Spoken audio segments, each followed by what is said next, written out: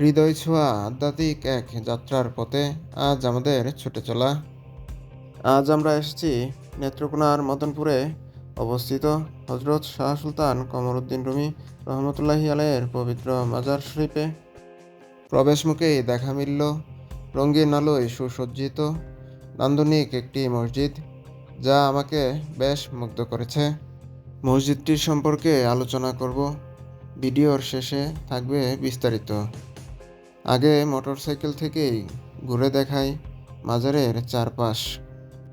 তিনি তুরস্কের সেলজুক রাজ্য থেকে এই বাংলায় ইসলাম প্রচারের জন্য 445 হিজরিতে 120 জন সফর সঙ্গী নিয়ে এই বাংলায় আগমন করেন। সপ্তাহের প্রতি বৃহস্পতিবারে মাজার প্রাঙ্গণ পরিণত হয় বিভিন্ন স্থান থেকে আগত সাধু সন্ন্যাসীদের মিলন মেলায়। সারি সারি মোমবাতি জ্বালিয়ে বসে আছেন সিদ্ধি লাভের আশায়। আবার কেউ বা এসছেন গাছের শীতল ছায়ায় একটু বিশ্রাম নিতে। আবার কেউ বা এসেছেন ঘুরতে।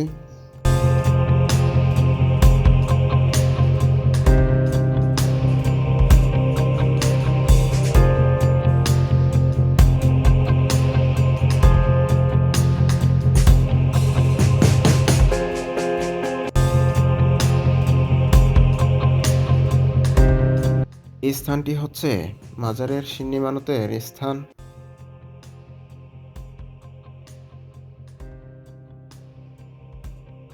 আধ্যাত্মিক জ্ঞান লাভের আশায় সপ্তাহের প্রতি বৃহস্পতিবারে এভাবেই সমবেত হয়ে সাধনা করেন শত শত আধ্যাত্মিক সাধু সন্ন্যাসী।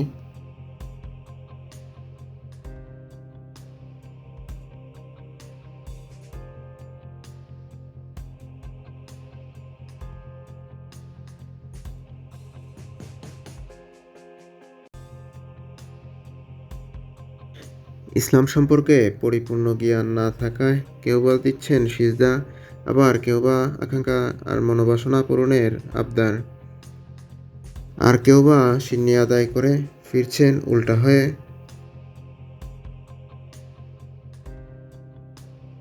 অনেকেই বড় বড় মোমবাতি জ্বালিয়ে বসে আছেন সম্মিলিত সমবেত হয়ে। সবারই উদ্দেশ্য আধ্যাত্মিক জ্ঞান অর্জন।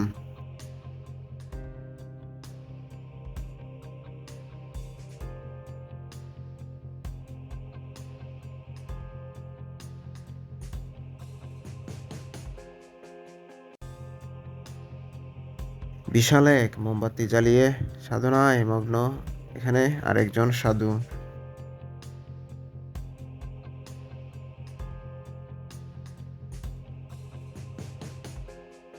এ পাশে আরেকজনকে দেখে আমি বেশ ভয় পেয়ে যাই।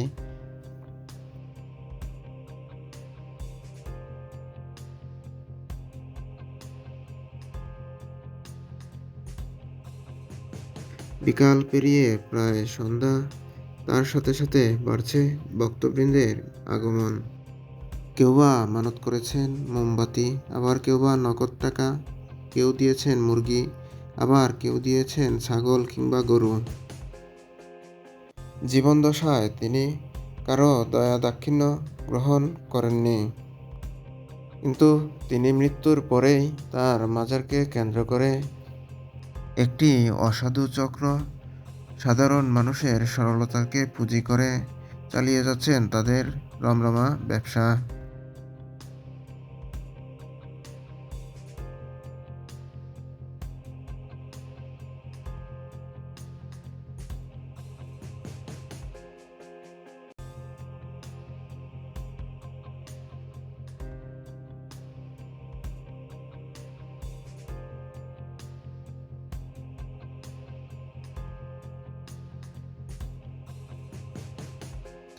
মসজিদটি সম্পর্কে বলেছিলাম ভিডিওর শেষে আপনাদেরকে জানাবো বিস্তারিত।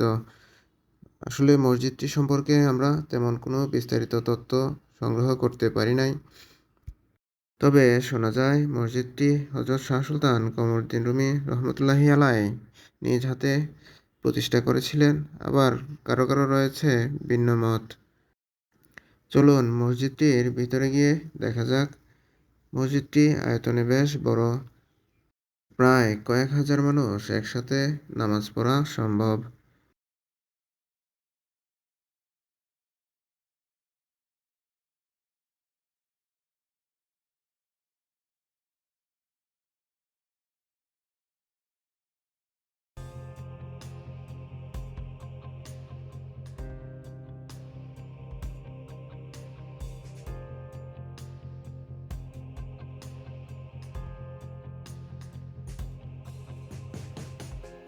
মসজিদের বাহিরের অংশে রয়েছে একটি অজুখানা, যা মসজিদের সৌন্দর্যকে বাড়িয়ে তুলেছে বহুগুণে।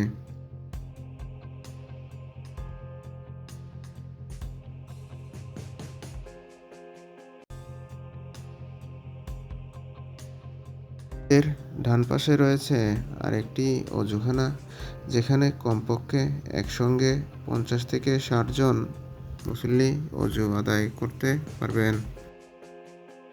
মাগরিবের নামাজের আজান হয়েছে, তাই মুসল্লিগণ নামাজ আদায়ের উদ্দেশ্যে মসজিদে প্রবেশ করছেন।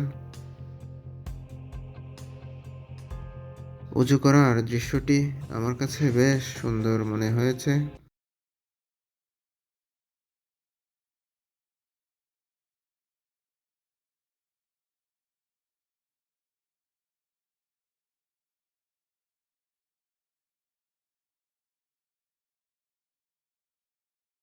প্রিয় দর্শক, আজকের মতো বিদায়। দেখা হবে অন্য কোনো বিষয়ে অন্য কোনো দিন।